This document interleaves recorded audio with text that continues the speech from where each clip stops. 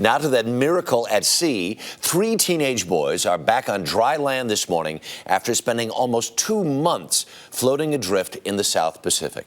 CBS News correspondent Whit Johnson has their remarkable story.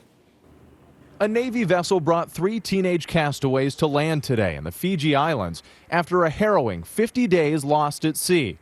The 2 15-year-olds and 1 14-year-old were gaunt and clearly weakened, with one hooked to an IV as they were helped to a waiting ambulance.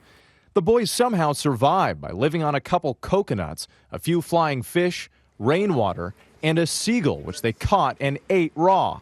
The teenagers from the Tokelau Islands, a New Zealand-administered territory, drifted nearly 1,000 miles before being spotted by a tuna boat northeast of Fiji. They were waving. It was quite frantic. They were very weak. There was no massive jumps of joy. They definitely had a massive smile. Their rescuers say the boys were severely sunburned, emaciated, and were so dehydrated that in the last few days they resorted to drinking seawater, which could have been disastrous.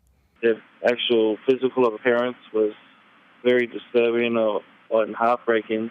They were just more or less skin and bones. The 3 were presumed dead after several unsuccessful searches by the New Zealand Air Force. Their families had already held a memorial service for them. Now the teenage friends are recovering in a hospital in Fiji, happy to be alive. Whit Johnson, CBS News, Washington. And if I'm not mistaken, I was reading one of the accounts and it said this boat, the fishing boat, was way out of its normal waters.